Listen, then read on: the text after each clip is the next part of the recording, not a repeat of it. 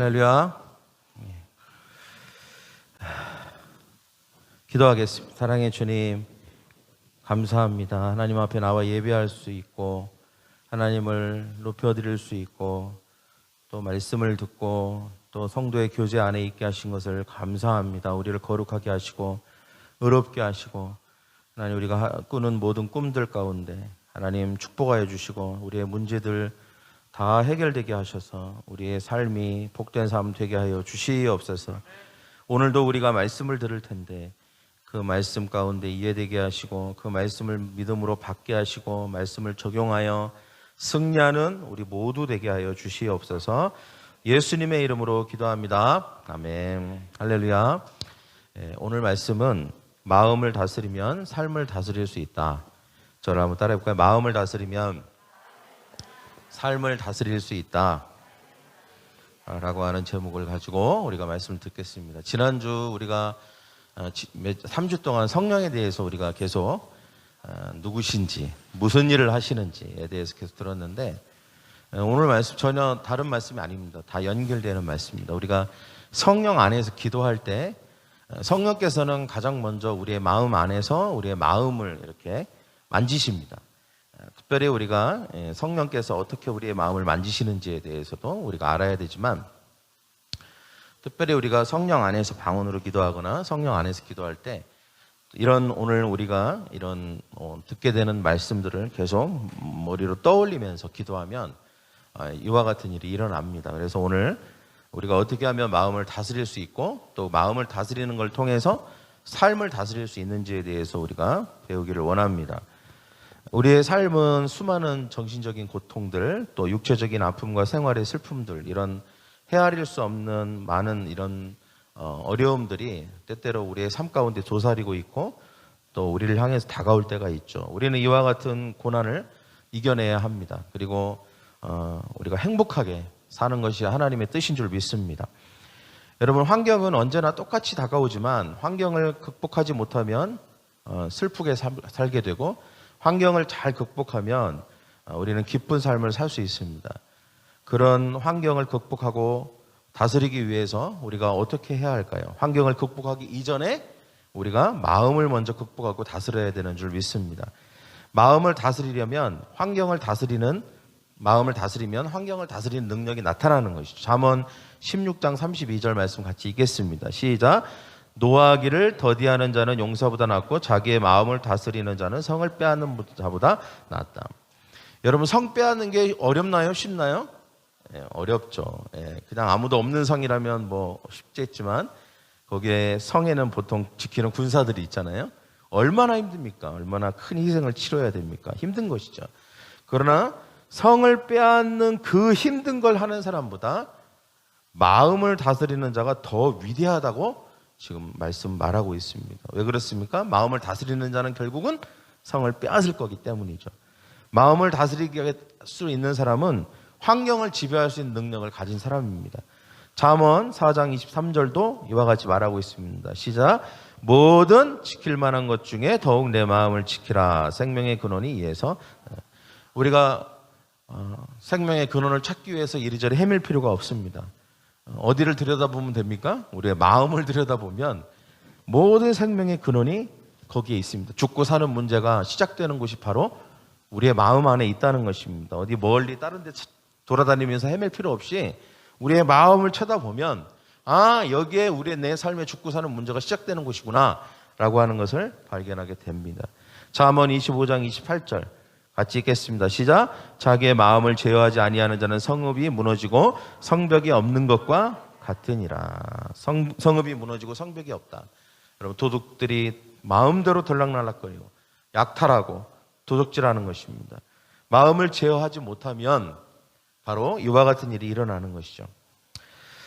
조선시대 학자이자 충신이었던 매월당 김시습이라고 하는 사람이 쓴 책에서 이제 이런 이야기가 있었습니다. 어떤 사람이 산속에 나무를 알아 들어갔는데 그만 독사에 물렸습니다. 독사에 물리면 그냥 그대로 즉시 죽게 되는데, 이 사람은 산에 나무 하는 일에 너무 몰두하다 보니까 자기가 독사에 물린지도 잘 몰랐습니다. 나중에 보니까 상처가 있는데 그 나무에 긁힌 줄 알았어요. 그리고 이제 아무렇지 않게 생각하고 이제 나무를 다 하고 이제 산에서 내려오는데 산 밑에서 우연히 땅꾼을 만났습니다. 땅꾼. 땅꾼이 뭔지 알죠? 뱀 잡는 사람. 근데 이 뱀 잡는 사람이 우연히 상처를 보고는 늘 봤으니까 자기가 전문가니까 잘 알 거 아니에요? 이거 독사에 물린 자국인데? 상처인데? 이렇게 얘기한 것입니다. 그러면서 뭐라고 하냐면 이 독사에 물리면 백발백중 다 죽는 것인데? 이렇게 얘기한 거예요. 어떻게 살아있냐고, 독사에 물렸는데도.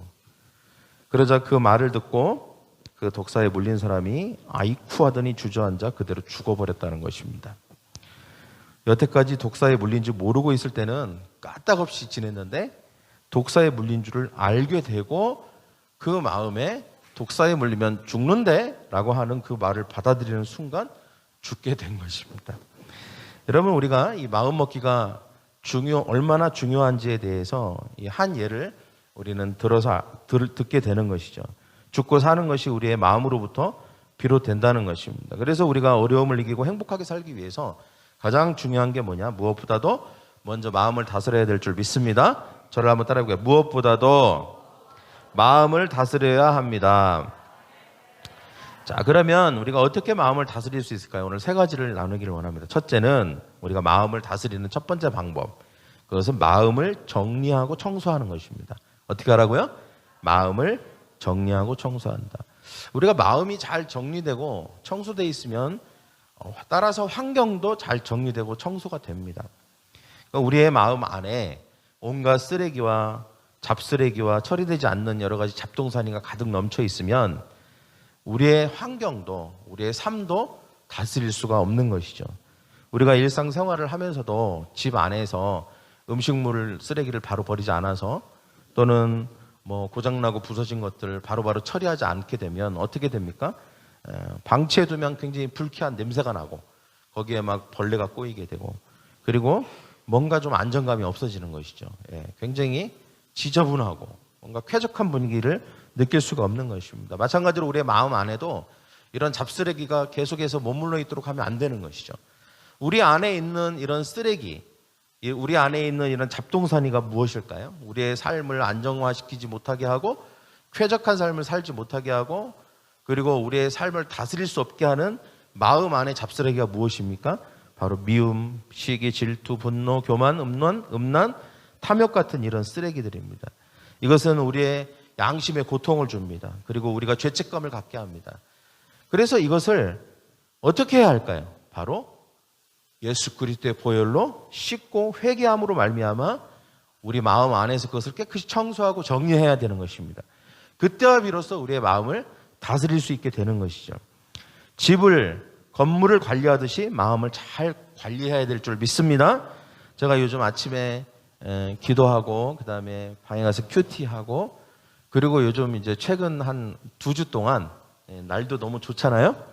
그래서 하는 일이 뭐냐면 걸어요. 어디로 갔냐면 이 뒷길로 이렇게 저 뒷길로 해서 처음에는 이렇게 한남대 정문으로 해서 이렇게 파밀리 아파트 정문으로 해서 이렇게 왔어요. 이제 걷다 보니까 조금 이제 체력이 붙어갖고 좀 더 멀리 걸어보고 싶은 거예요. 그래서 이제 간 데가 어디냐면 막 여기도 가고 저기도 가봤는데 제일 좋은 코스를 발견을 했어요. 한남대 안으로 들어가 봤어요. 세상에 제가 너무 깜짝 놀랐어요. 처음에 어디를 갔냐면 선교 역사관이라는 데가 있어요. 이쪽 오른쪽 기숙사 쪽으로 가면. 거기 갔더니 너무 좋은 거예요. 예전에도 가본 적이 있는데 지금은 더 정돈이 잘 돼 있는 거예요. 세상에 아름다리 나무가 이런 아름다리 나무가 막 이렇게 있고 새들이 막 지저귀고 거기다가 뭐 거기서 영화도 되게 많이 찍었나 봐. 드라마도. 그럼 영화 찍은 뭐 드라마 찍었네 뭐 하면서 막 이런 게 써 있고 정리도 너무 잘 돼 있고 깔끔하게 관광지가 따로 없더라고요. 아, 멀리 관광지 갈 필요가 없다. 여기가 관광지다. 그래서 거기 처음에 들어갔는데 제가 너무 감동을 했어요. 근데 또 뭐 때문에 감동을 했냐면 너무 깨끗하고 정돈돼 있고 막 그 푸르름과 그 상쾌함과 쾌적함과 그 새들이 우는 지저귀 소리가 막 천국 같은 거예요. 너무 좋았어요. 그래갖고 이제 한남대를 다 돌아보고 싶은 거예요. 그래갖고 여기도 가보고 저기도 가보고 다 좋은 거예요.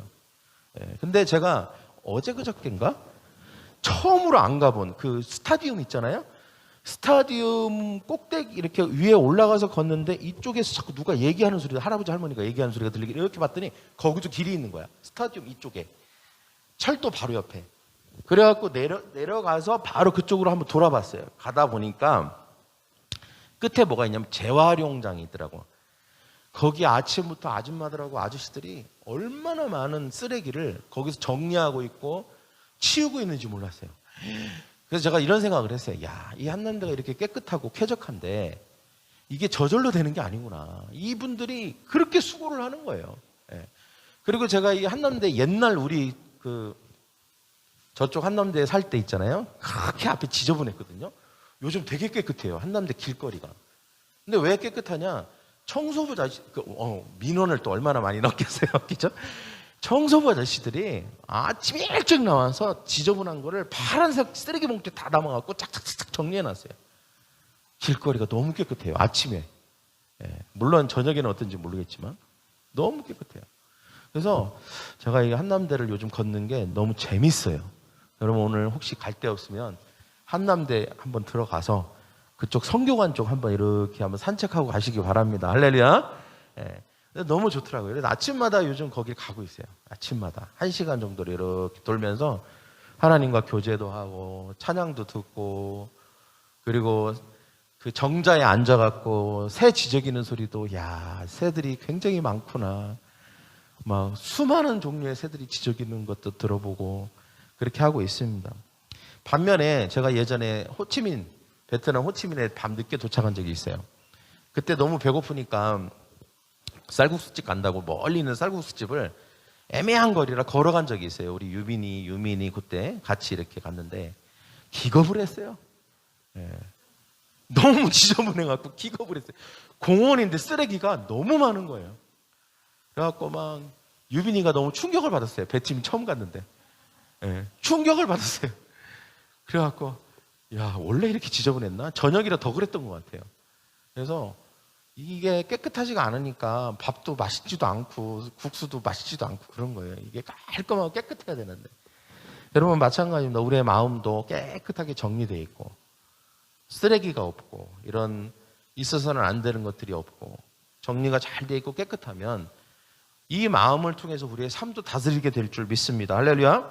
마가복음 7장 21절과 23절 말씀을 한번 같이 읽겠습니다. 시작. 속에서 곧 사람의 마음에서 나오는 것은 악한 생각, 곧 음란과 도둑질과 살인과 간음과 탐욕과 악독과 속임과 음탕과 질투와 비방과 교만과 우매함이니 이 모든 악한 것이 다 속에서 나와서 사람을 더럽게 하느니라.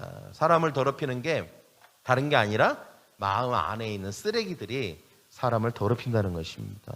여러분 너나 나나 할 것 없이 우리 안에는 다 이런 쓰레기가 있습니다. 또 이게 쓰레기를 치웠다 하더라도 잠시만 방심하고 관리를 안 하면 어떻게 해요? 쓰레기가 또 쌓이게 되는 것입니다. 여러분 집에서 매일 쓰레기를 버리지 않으면 며칠만 쓰레기 안 버리고 놔두면 어떤 일이 벌어집니까? 쌓이잖아요. 그죠? 그래서 그냥 막 너무 힘들어지는 일이 일어나는 것이죠. 여러분 우리가 이것을 어떻게 청산해야 될까요? 아까도 말씀드렸지? 저를 따라해볼까요? 회개를 통해서 청산하는 것입니다.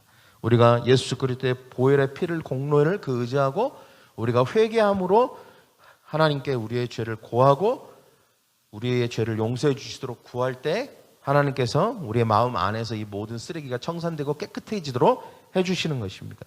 베드로전서 1장 18절 19절 같이 읽겠습니다. 시작. 너희가 알거니와 너희 조상이 물려준 헛된 행실. 자, 여기 너희 조상이 물려진 헛된 행실. 이게 뭐예요? 쓰레기. 마음 안에 있는 쓰레기. 예. 정리되지 않은 것들.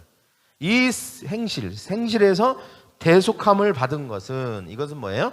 예수님이 십자가를 통해서 깨끗하게 청소해 주신 것은 우리의 은이나 금과 같이 없어질 것, 우리의 노력이나 우리의 어떤 행동이나 이런 걸 통해서 된 게 아니라는 것입니다. 돈으로 된 게 아니라는 것입니다.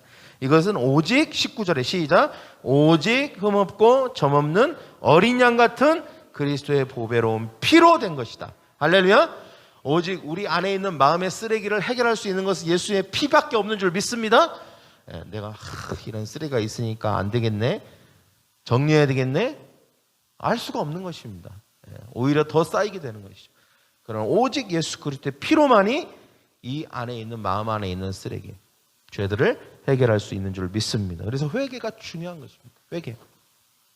매일 우리가 하나님 앞에 나아가서 기도할 때나 또는 말씀을 대할 때 우리가 회개함으로 우리의 마음을 돌아보아서 우리 안에 있는 쓰레기들이 없는지를 발견하고, 성령께서 우리가 말씀을 보면 조명해 주세요. 우리 안에 있어서는 안 되는 것이 있다고 말씀해 주십니다. 할렐루야. 레마를 주십니다. 또 때로는 책망도 주시고 또는 우리 가운데 경고도 하십니다. 그때 우리가 그 레마를 듣고 그냥 무시하는 게 아니라 그 즉시 회개함으로 우리가 그 쓰레기를 그 즉시 치워야 되는 것입니다. 바로 버려야 되는 것입니다. 그래서 우리가 회개하는 것, 이것이 바로 우리의 마음을 정리하는 가장 중요한 첫 번째 방법이고, 그리고 또 우리의 마음 안에는 이런 죄들이나 쓰레기뿐만 아니라 이 잡초와 같은 것들이 있습니다. 잡초. 그게 뭐냐면 부정적인 생각입니다. 부정적인 생각. 제가 한남대를 며칠 전에는 이렇게 돌아서 기숙사 쪽으로 이렇게 가고 이렇게 가는데, 한남대가 바닥이 이렇게 벽돌 있잖아요. 벽돌. 그 뭐라 그러지? 벽돌을 이렇게 박아놨어요. 이렇게 파벽돌. 근데 제가 알기로는 풀들이 대단하거든요. 풀은요 안 자라는 데가 없어요. 그 벽돌 사이사이에 엄청나게 풀이 자랍니다. 근데 너무 깨끗한 거예요. 벽돌 사이사이가 다 깨끗해요. 풀이 안 자라고. 야, 깨끗하다 이런 생각을 하고 있었는데, 기숙사 쪽을 이렇게 올라가다 보니 어떤 아줌마가 쭈그리고 앉아서 뭘 하고 있는데, 보니까 벽돌 사이에 막 풀이 이렇게 자라 있는 거예요. 그거를 일일이 다 손으로 다 뜯어서 캐고 있더라고요. 아줌마가, 일하는 아줌마인 거죠. 야, 그걸 보면서 야, 이거 보통 일이 아니구나. 이 잡초를 뽑는. 만약에 이 아주머니가 하루라도 이 잡초를 뽑지 않으면 아마 이 벽돌 사이에 이 잡초들 때문에 사람이 그 길을 걸어갈 수 없을 정도가 되겠구나. 이런 생각이 들었어요. 여러분, 이 잡초도 놔두면 그렇게 되는 것입니다. 잡초가 얼마나 잘 자라는지 몰라요.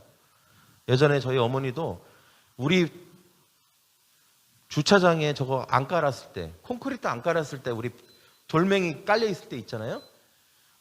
진짜 스트레스 받을 정도로 잡초가 자라요. 하루 그 다음날 가면 벌써 자라 있어요. 막 여기저기. 근데 왜 굉장히 근데 깨끗한, 어느 날 가보니까 너무 깨끗한 거예요. 저희 어머니가 와서 다 뽑은 거예요. 언제 와서 뽑은지도 모르게. 그래서 나는 그냥 저절로 깨끗한 줄 알았어요. 저절로. 알고 봤더니 저희 어머니가 막 수시 때때로 오셔서 뽑은 거예요. 그래서 야, 이게 안 뽑으면 그 잡초가 무성해져서 살 수가 없는 것입니다. 여러분 마찬가지. 여러분 부정적인 생각을 그때그때 해결하지 않으면 염려와 근심과 불안과 초조와 절망과 우울, 또 살고 싶지 않은 이런 마음들, 이런 부정적인 생각들을 그때그때 이 잡초와 같은 것들을 뽑아버리지 않으면, 정리하지 않으면 우리의 삶을 다 덮어버리는 거예요. 여러분, 이 주변에 이제 빈집들이 좀 많아요. 이제 다 보상받고 주인들이 그냥 집을 비워놓은 거예요. 그 빈집 이렇게 가서 보면요, 잡초들과 쓰레기로 가득 차 있어요. 빨리 누가 와서 이제 땅을 사서 새 집을 져야 되는 것이죠. 정리가 안 돼 있는 거예요. 여러분, 우리의 마음이 그와 같으면 안 되는 것입니다. 그러면 우리의 삶을 다스릴 수가 없는 것이죠. 그래서 우리가 큐티하는 중에 마음의 부정적인 생각이 성령께서 보여주시면 어떻게 해야 될까요? 곧바로 즉시 명령해야 됩니다. 예수 그리스도의 이름으로 명하노니 부정적인 생각, 이런 우울과 그리고 절망은 떠나갈지어다. 할렐루야. 그렇게 바로 명하면 이 잡초가 뽑아지는 것입니다. 할렐루야. 잡초가 뽑아지는 것이죠. 잡초를 그냥 놔두면 절대로 안 되는 것입니다. 그러면 그 잡초가 나의 마음을 덮어버리고 그 잡초가 나의 삶을 다스리기 시작하는 것입니다. 때문에 우리가 잡초를 뽑아버리고 창조적이고 그리고 긍정적인 생각들을 우리의 마음 안에 심어야 돼요. 잡초가 뽑은 자리에 뭘 심어야 될까요? 나무도 심고 꽃도 심고 채소도 심어야 되는 것처럼 우리의 마음 안에 긍정적인 창조적인 진취적인 생각들을 심어야 되는 것이, 나는 기쁘다, 나는 감사하다, 나는 할 수 있다, 나는 잘 된다, 나는 형통하다, 나는 평안하다, 이런 생각들을 계속해서 내 마음 가운데 잡초가 뽑아진 그 자리에 심어야 되는 것입니다. 여러분, 잡초가 있고 쓰레기가 있으면 뭐가 몰립니까? 쥐들이 오고 벌레가 오고 그렇죠. 그러나 꽃을 심고 나무를 심고 하면 새들이 날아오고 그리고 나비가 날아오고 벌이 날아오는 것입니다. 그럼 우리가 마음이 그와 같은 상태가 될 때, 우리가 마음을 잘 다스리는 상태가 될 때 우리의 삶도 다스리는 능력을 갖게 되는 줄 믿습니다. 그래서 여러분 저를 한번 따라해 볼까요? 마음을 잘 다스리는 것, 이것은 마음을 잘 정돈하고 깨끗하게 하는 것이다. 할렐루야. 그러기 위해서 우리의 쓰레기를, 그리고 우리 안에 있는 모든 부정적인 생각들을 다 제거하는 저와 여러분이 되기를 원합니다. 베토벤은 젊었을 때 예수를 안 믿었어요. 여러분 찬송가 중에 혹시 베토벤이 쓴 곡이 있는 거 아세요? 예, 베토벤이 쓴 곡이 있어요. 예, 몇 장인지 아세요? 예, 그 찬송가의 옆에 보면 베토벤이라고 써 있어요. 예, 저도 몰랐는데 이번에 알았어요. 예, 근데 이 베토벤이 원래는 젊었을 때는 예수를 안 믿었고 교회를 안 다녔던 사람이에요. 얼마나 인기와 명예를 가지고 있었습니까? 수많은 관중 앞에서 공연도 하고. 근데 그 공연을 하고 나서 집에 돌아가면 그 공허함과 허물을 이길 수가 없는 거예요. 너무 그 슬픔이 몰려오는 거예요. 너무 괴로운 거죠. 우울하고. 그러다가 이제 나중에 나이가 들어서 예수님을 믿게 됩니다. 그리고 그의 인생이 완전히 변하게 돼요. 예. 그런 모든 슬픔과 우울함과 그리고 모든 절망은 이제 떠나가게 되고 그 마음 안에 기쁨이 생기기 시작했어요. 예. 즐거움이 생기기 시작했고 그 마음이 완전히 바뀌게 된 것이죠.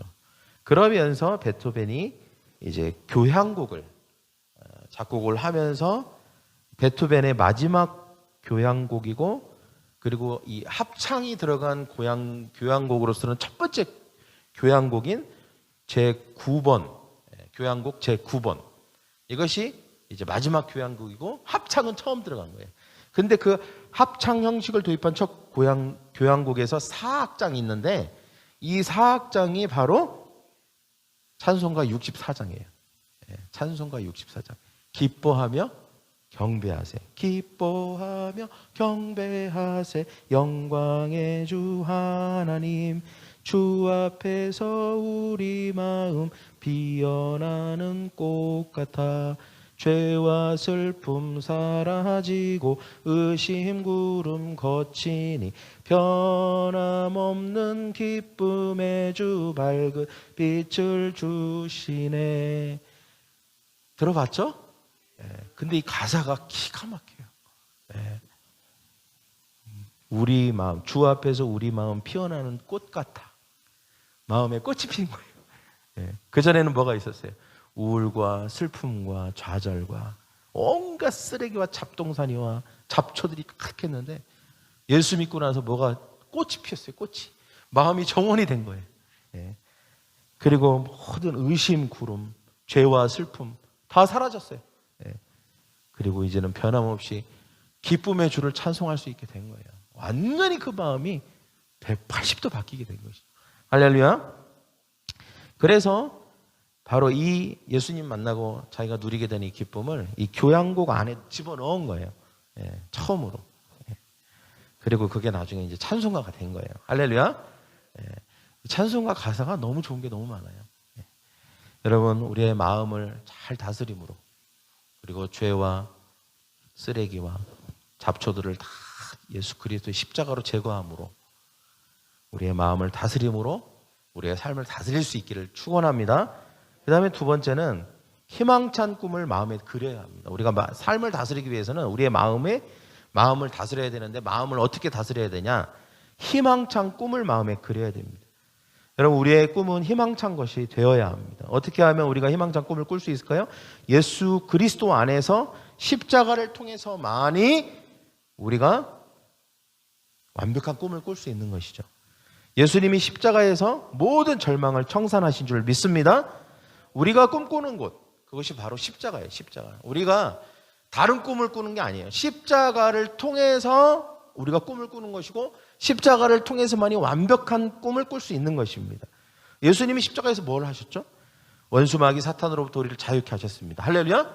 그 자유케 되는 꿈이 십자가에 있어요. 여러분 죄를 씻어주시고 용서해 주셨습니다. 이 세상 어느 누구도 죄를 해결할 수 없습니다. 어떤 것도 죄를 해결할 수 없지만 죄 용서받고 깨끗하게 되는 꿈이 십자가에 있습니다. 우리가 채찍에 맞으심으로 말미암아 예수님이 우리를 건강하게 해주셨어요. 우리가 건강한 삶을 살게 되는 꿈이 십자가에 있습니다. 가시면류관을 쓰시고 그 피로 말미암아 우리에게 부요함을 주셨습니다. 우리가 부욕해 되고 풍성한 삶을 사는 꿈이 어디에 있습니까? 예수 그리스도의 십자가에 있는 것입니다. 또한 손에 못 박히심으로 말미암아 발에 못 박히심으로 말미암아 우리의 삶의 진정한 목적과 비전을 발견하게 해주시고 그리고 재능과 은사를 우리에게 주셨습니다. 십자가 안에서만이 우리가 그 꿈을 꿀 수 있는 것입니다. 할렐루야. 그 십자가 안에 모든 우리가 꿔야 될 꿈이 다 그 안에 있는 거예요. 그래서 여러분 우리의 모든 꿈의 성취가 십자가에 있는 것입니다. 때문에 우리가 꾸는 꿈이 희망찰 수 있는 것은 예수님이 십자가에서 이것을 다 이루셨기 때문입니다. 할렐루야. 다 이루신 것. 그것을 바라보면서 꿈을 꾸는 것입니다. 예수님이 그 십자가에서 이루신 그 모든 일들을 내가 믿음으로 취하는 것이죠. 예수님이 십자가에서 이루신 것이 내 삶에 다 이루어질 것입니다. 할렐루야. 예수님이 다 이루셨다 하고 가셨으니까 똑같이 내 삶에도 이루어질 것입니다. 믿음으로 취하고 선포하고 그리고 그리고 바라보고 하는 것입니다. 그때 우리의 삶에는 바로 예수님이 십자가에서 이루신 그 꿈이 우리의 삶에도 그대로 동일하게 내 삶에도 펼쳐질 줄 믿습니다. 할렐루야. 여러분 우리가 예수 그리스도 안에서 꾸는 꿈이 아닌 세상에서 꾸는 꿈은요 이랬다 저랬다 합니다. 그리고 완벽하지가 않아요. 불완전해요. 뭔가를 막 그거를 꿈꾸고 쫓아가잖아요. 그럼 뭔가 다른 걸 꼭 잃어버려요. 막 돈을 쫓다가 건강을 잃어버리든지 아니면 명예와 그리고 성공을 쫓다가 뭐 가족을 잃어버리고 막 이런 해체되고 이런 일이 일어나든지. 그러니까 세상에서 꾸는 꿈은 뭔가 불완전해. 뭔가 하나를 이룬 것 같은데 하나를 잃어버리고 막 이런 막 현상이 일어날 수 있다는 것입니다. 그러나 십자가를 통해서 꾸는 꿈은 절대로 우리를 실망시키지 않습니다. 우리에게 완벽한 행복을 주는 꿈입니다. 할렐루야. 불완전하지 않습니다. 할렐루야. 그래서 예수 그리스도의 십자가, 그 십자가를 통해서 우리에게 주시는 꿈을 바라봐야 되고 그 십자가를 바라봐야 되고 십자가에서 이루신 것을 바라봐야 되고 십자가에서 이루신 것이 내 삶에 이루어질 것을 바라봐야 되는 것입니다. 이것이 바로 우리가 꿔야 될 꿈이고 우리가 진정 희망찬 꿈이 되는 줄 믿습니다. 그래서 계속 꿈을 꾸는 것이죠. 여러분 꿈꾸면 어떤 일이 일어납니까? 시편 103편 3절과 5절 같은 일이 일어납니다. 같이 읽겠습니다. 시작. 그가 내 모든 죄악을 사하시며 내 모든 병을 고치시며 내 생명을 파멸해서 속량하시고 인자와 국률로 관을 씌우시며 좋은 것으로 내 소원을 만족하게 하사 내 청춘을 독수리같이 새롭게 하시는도다. 여러분 얼마나 좋습니까?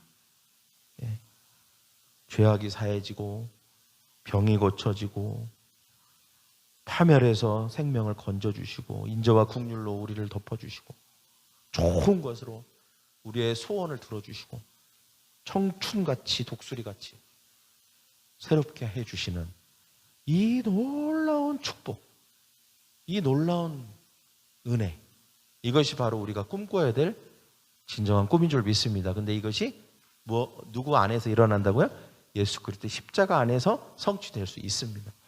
때문에 우리가 말씀을 읽고 묵상하고 그 말씀을 통해서 예수 그리스도의 십자가를 바라보고 그리고 그 말씀을 내 마음 가운데 새기고 그리고 그 말씀을 통해서 우리의 삶을 그려보고 선포하고 바라보고 행동하고 나아갈 때 그때 우리의 삶의 모든 꿈은 이루어나는 줄 믿습니다. 할렐루야. 여러분 꿈꾸시는 저와 여러분이 되기를 원합니다. 희망찬 꿈을 꾸시길 바랍니다. 우리가 꿈꿀 수 있는 근거가 무엇입니까? 꿈의 재료는 하나님의 말씀이고 우리가 꿈을 꾸는 근거는 오직 예수 그리스도의 십자가에 있는 것입니다.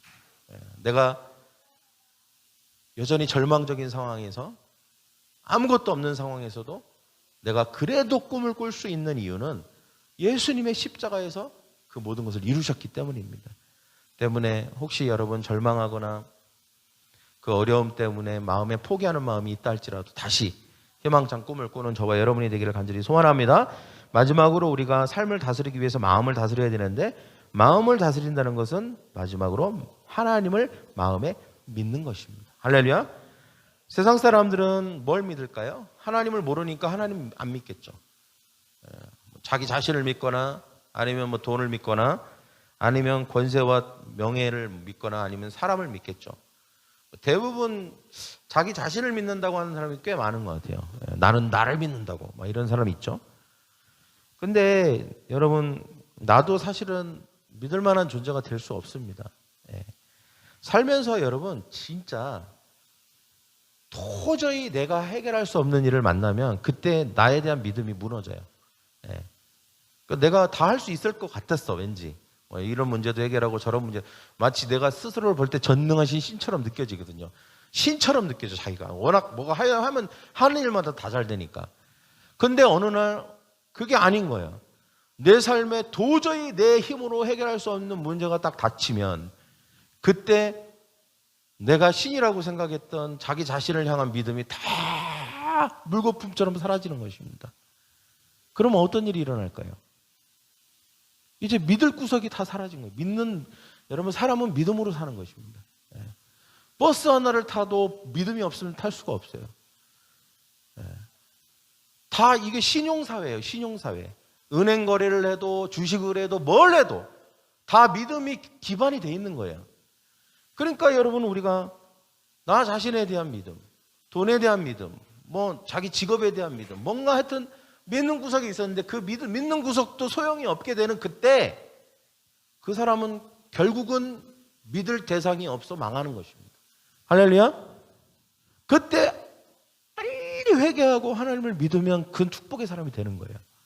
그러나 그럼에도 불구하고 자기 자신만을 믿었던 것을 끝까지 고집하면 그대로 망하는 것입니다. 그 사람은. 그의 인생뿐만 아니라 그의 영이 영원토록 망하게 되는 것이죠. 때문에 여러분, 우리가 돈이 없어 아니면 뭐 능력이 없어 망하는 게 아닙니다. 그것에 대한 믿음이 없어지니까 망하는 것이죠. 이스라엘 백성들이 출애굽할 때 홍해 앞에 다다르게 되죠. 뒤에서는 군대가 쫓아오고 앞에서는 바다가 가로막고 있고 무기가 있어서 싸울 수나 있나, 아니면 배가 있으면 얼른 도망가겠는데 배도 없고, 여러분이 아무것도 없는 상태입니다. 완전 무방비 상태. 믿을 것이라고 해봐야 믿을 게 한 개도 없어요. 이제는 다 잡혀 죽거나 물에 빠져 죽을 형편만 남아있는 것입니다. 그때 그들이 무엇을 했습니까? 모세를 따라서 하나님을 바라봤죠. 하나님을 믿었습니다. 모세가 뭐라고 해요? 두려워하지 말고 굳게 서서 오늘날 여호와께서 너희에게 행하실 구원을 보라. 오늘날이 지나가면 너희가 오늘 본 이집트 사람을 다시는 보지 않게 될 것이다. 할렐루야. 그때 모든 이스라엘 사람들이 그 모세가 하나님을 바라보고 그 믿음을 가진 거에 동조합니다. 동조해요. 그들이 그렇게 하기로 마음에 결정을 한 것이죠. 그들이 믿기로 결정을 한 것입니다. 그때 어떤 일이 벌어지면 하나님이 대신해서 싸우시고 바다를 가르시고 엄청난 상상할 수 없는 기적이 일어나게 된 것입니다. 그럼 우리가 하나님을 믿는다는 것은 상상할 수 없는 기적이 일어날 것을 기대하고 믿는 것입니다. 할렐루야. 저를 따라 볼까요? 하나님을 믿는다는 것은 상상할 수 없는 기적이 일어날 것을 기대하고 믿는 것이다.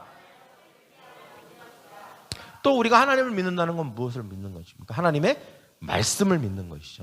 하나님은 끊임없이 하나님 자신에 대해서 계시하십니다. 무엇을 통해서? 말씀을 통해서. 그래서 우리가 하나님 매일 큐티를 하고 말씀을 듣고 또 이렇게 주일 말씀을 통해서 말씀을 듣고 성경을 읽음으로 말씀을 듣고 셀 모임에서 말씀을 들을 때에 우리가 무엇을 보게 됩니까? 하나님을 보게 되는 것입니다. 하나님이 어떤 분이신지, 어떤 능력을 가지고 계신지를 알게 되는 것이죠. 여러분, 로마서 4장 17절은 하나님이 어떤 분이신지에 대해서 너무나도 잘 보여주고 있습니다. 하나님은 어떤 분이시고 어떤 능력을 가지고 있는지를 우리가 잘 듣고 그것을 레마로 받아서 그거를 마음으로 믿어서 우리가 그 말씀을 실행하면 기적이 일어나는 것입니다. 로마서 4장 17절에 뭐라고 합니까? 하나님에 대해서 죽은 자를 살리시고 없는 것을 있는 것으로 부르시는 이라고 했습니다. 할렐루야. 죽은 것을 살리시고 죽은 자를 살리시고 없는 것을 있는 것으로 부르시는 이라고 했습니다. 기적의 하나님이신 거죠. 여러분 18절에 하나님을 믿고 아브라함은 바랄 수 없는 중에 라고 말하고 있습니다. 아브라함이 바랄 수 없었다. 이것은 뭘 소망하거나 소원을 가질 만한 상황이 아니라는 거예요. 워낙 아무것도 없으니까.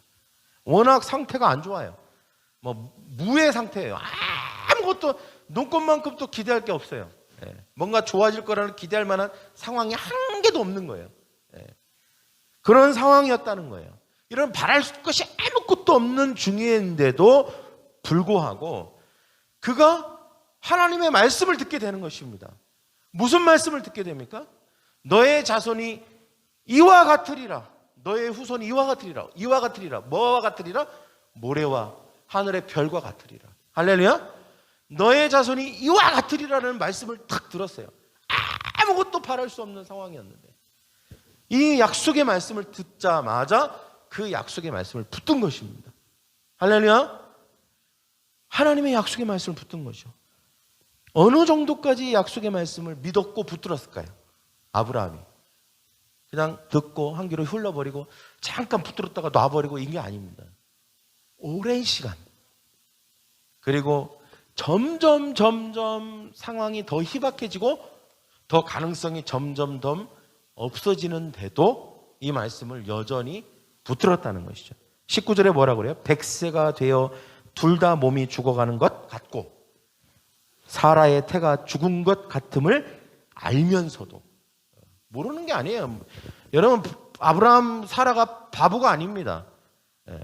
바보처럼 전 약속만 믿어요. 뭐 상황이 어떻게 되는지 잘 이게 몰랐던 게 아니에요. 다 알았어요. 지금 나이가 들어가고 도저히 기적이 일어날 수 없는 상황을 다 알고 뻔히 알고 있었어요. 다 남들이 하는 얘기도 다 듣고 있었어요. 다 너무나도 정확하게 알고 있었습니다. 그런데도 불구하고 그것을 알면서도 어떻게 했다는 것입니까? 믿음이 약해지지 않았다는 거예요. 알면서도. 그러니까 여러분, 그러면 아브라함은 뭐 되게 특이한 사람이냐? 원래 나면서부터 원래 이런 믿음을 가진 사람이냐? 아니죠. 얼마나 몸부림을 쳤을까요? 이 믿음을 잃어버리지 않으려고. 얼마나 자기 마음 안에서 믿음이 떠나가지 않게끔 경계하고, 그리고 그 말씀을 또 새기고 바라보고. 그래서 하나님께서 그 믿음을 잃지 않는 방법들을 계속해서 중간중간 알려주시잖아요. 그죠? 동서남북 하늘을 바라보고 동서남북을 바라보고 밟아보고 횡으로 종으로 하면서 계속해서 그 마음 가운데 꿈을 꾸게 하시고, 그리고 그 믿음이 떠나지 않게 하시고, 그리고 아브라함도 하나님이 그렇게 하신 것들을 계속 반복적으로 하는 거예요. 반복적으로 말씀을 계속 떠올려서. 그러니까 여러분, 우리가 말씀을 읽고 묵상하고 말씀을 외우고 그 말씀을 내 마음에 새기고 그 말씀을 떠올리고 그 말씀을 바라보고 그 말씀을 행하고, 이게 얼마나 중요한 일입니까? 그냥 말씀 한번 보고 띡 하고 던져놓는 게 아니라 그 말씀이 완전히 내 삶에 그냥 내비게이션이 되도록 해야 되는 것입니다. 그때 어떤 일이 일어납니까? 믿음을 잃어버리지 않는 것입니다. 그 믿음을 유지하는 것이죠. 그리고 그 믿음이 결국 역사를 일으키는 것입니다. 할렐루야. 그 믿음으로 말미암아 기적이, 상상할 수 없는 기적이 일어나게 되는 것입니다. 여러분, 혈루병 걸린 여인이 마음에 이르기를 내가 예수님의 옷자락만 만져도 나으리라. 마음에 이르기를. 그 마음에 믿음을 가졌다는 거예요. 그때 예수님이 내 믿음이 너를 구원하였다라고 선포하셨습니다. 먼저 믿음이 있는 다음에 구원이 따라온 것입니다. 우리의 삶을 다스리고 하나님이 형통케 하시는 것은 믿음 없이 되는 게 아닙니다. 믿음이 먼저 깔려 있고 믿음이 조성되어 있는 것이 그 모든 기적이 일어나는 분위기입니다. 할렐루야. 믿음은 분위기예요. 영적인 분위기예요. 우리의 마음이 하나님의 기적이 일어날 수 있는 분위기가 조성되어 있지 않으면 절대 우리의 현실에서는 기적이 일어나지 않습니다. 하나님의 역사가 일어나지 않아요. 마음이 조성되어 있어야 돼요. 마음이 가꾸어져 있어야 됩니다. 죄가 있으면 안 돼요. 죄를 해결하고 예수 그리스도의 이름으로 긍정적인 생각으로 바꿔야 되는 것입니다. 잡초를 다 뽑아내고 거기에 아름다운 하나님의 창의적인 나무들과 꽃들로 심어야 되는 것입니다. 말씀을 심어야 되는 것입니다. 그리고 꿈을 꿔야 되는 것입니다. 예수 그리스도의 보혈을 통하여서 그 예수님이 십자가에서 이루신 모든 것들이 다 이루어졌고 내가 이것을 취하면 내 삶에도 이루어진다는 꿈을 꿔야 되는 것입니다. 그리고 하나님을 믿어야 되는, 하나님의 말씀과 약속을 믿어야 되는 것입니다. 할렐루야. 그러면 어떤 일이 벌어집니까? 내 마음 안에 기적이 일어날 수 있는 지금 조건이 만들어진 것입니다. 할렐루야. 우리는 이 마음의 조건을 하나도 만들지 않으면서 하나님의 기적과 응답만 바라갈 때가 너무 많아요. 절대 그렇지 않습니다. 우리 마음 안에, 마음의 그 분위기, 영적 분위기, 기적의 분위기를 마음 안에 계속해서 만들어야 되는 것입니다. 그때 그 마음을 통하여서 우리의 상황을 하나님께서 다스리는 능력을 허락하여 주실 줄 믿습니다. 그런 기적이 일어날 줄 믿습니다. 여러분, 저를 한번 따라해 볼까요? 마음을 청소하고 정리하라. 마음의 희망찬 꿈을 그려라. 마음의 하나님을 믿어라. 마음이 핵심입니다. 마음을 돌아보는 저와 여러분이 이번 한 주간 철저하게 마음을 돌아보고 그 마음을 다스리고 마음을 정돈하고 또 꿈을 꾸고 믿는, 그래서 우리의 삶을 다스릴 수 있는 능력을 받는 저와 여러분이 되기를 축원합니다. 이 시간 우리가 가슴에 손을 얹읍시다. 그리고 우리의 마음에 집중합시다. 여러분, 여러분의 모든 신경과 그리고 모든 감각을 여러분의 마음에 집중하십시오. 그리고 여러분 마음 안에 무엇이 있는지를 보십시오. 여러분 마음 안에 온갖 잡스러기와 쓰레기들이 있습니까? 그것이 많든 적든 그것은 있어서는 안 되는 것입니다.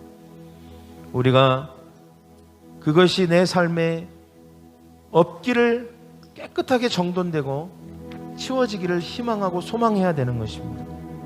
그러나 이것은 우리의 결단과 우리의 소망을 갖는다고 되는 게 아니라 예수 그리스도의 보혈의 피로만 되는 것이기에 그 피를 의지하여 우리가 회개하면 예수님은 미쁘고 의로우사 우리의 모든 죄를 사하시고 우리를 깨끗게 하실 것입니다.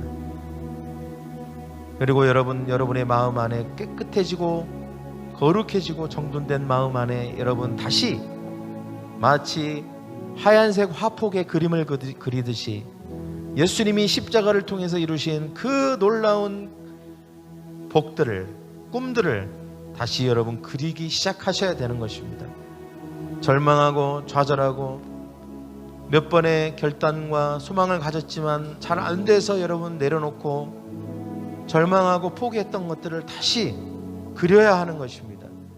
다시 예수 그리스도의 보혈의 피로 깨끗하게 그 하얗게 정리한 그곳에 다시 우리가 또 꿈을 꿔야 되고 그 꿈을 그리고 선포하고 그 꿈을 바라봐야 되는 것입니다. 예수님을 바라볼 때 그 꿈을 그릴 수 있는 것입니다.